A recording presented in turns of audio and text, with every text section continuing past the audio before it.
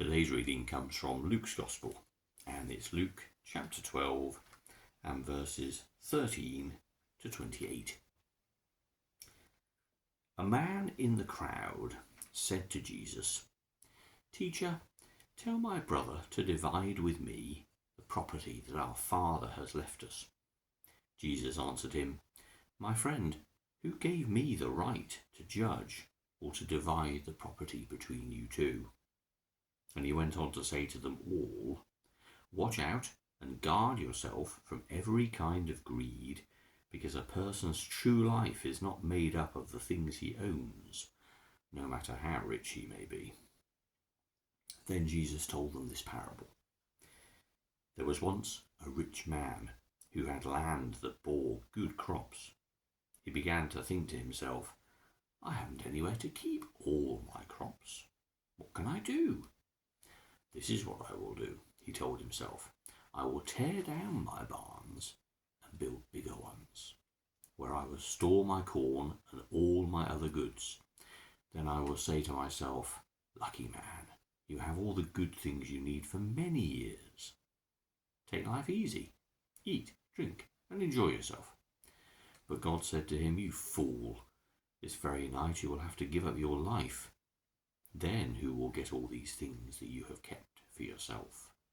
And Jesus concluded, this is how it is with those who pile up riches for themselves, but are not rich in God's sight."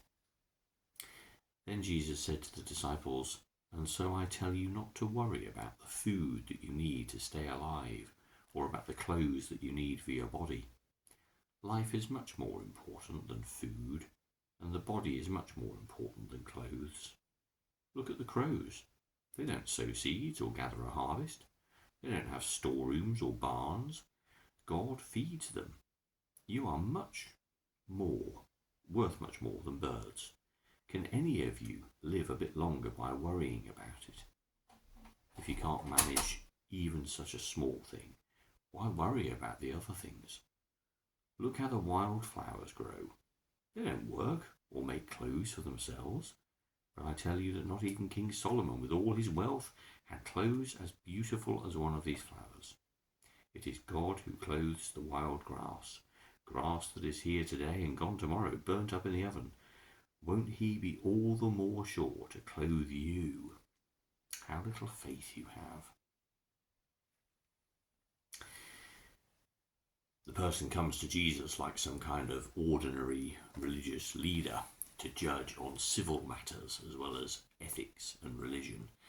And Jesus tells him to the deeper truth that greed and the pursuit of worldly wealth and possessions as a single-minded focus is to not truly be living at all, but to be preoccupied with things that distract and things that have temporary benefits. For the man in the story already has land that bears good crops. He has all he needs in life. And yet, because of the abundance that is given to him by God in this prolific field, his response, instead of turning that wealth and extravagance outwards to other people who evidently didn't have as much as he did, he decides instead that he should devote his time and his energy into devising bigger barns that can store even more crops. So more and more and more of the stuff he already has. And life, of course, as we know, Jesus points out in the parable, is finite. There is no point striving for more and more and more, because ultimately we will be back to what we were before, matter that we have borrowed for the time that we're here on earth. So it's a story that talks about the need for a refocusing of one's efforts and energies. We should wear lightly the concerns that we have about where our next meal is coming from or our clothes. I mean, obviously for many people in our world, these are real, everyday, every second issues. But for the person in the story, and for the majority of us perhaps, that isn't really the case. we have enough clothes, we have enough food, certainly to keep our bodies alive. And what's more important in terms of the use of our bodies and in terms of our life, the time that is entrusted to us here on this earth, our concerns are about journeying home to God, becoming aware of all that we have been entrusted with and the grace that we've been given, the relationship that we have with God, and the good news that Jesus came to show, that actually gives us the true meaning of life in all its fullness, that it's not about a full belly or a warm jumper, it's not about amassing lots of money in a bank account or having high status, or being regarded as important by other people, or having multiple of anything that we only need one of. None of that is important. The key difference that we can make in this life, the key satisfaction, the key work, as Jesus said when he was feeding the 5,000, the key thing to work for is the kingdom of heaven here on earth. That is making other people aware too that they are loved by the God who made all things, that just like us, they have that assurance, that peace, that joy and that strength, because that emotional relationship with God persists for eternity, whereas money in a bank account evaporates and is given to others.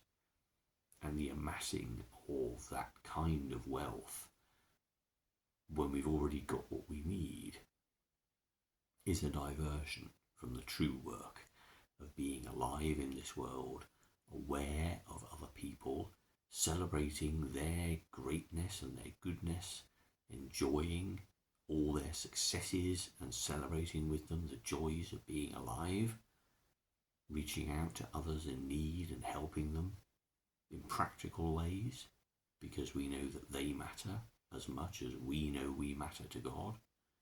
This is life that is truly lived, and the measure of success in any true sense of the word is the love that we leave behind, the memories, the inspiration, the joy, and all the things that we can do for other people that persist in memory and in spirit.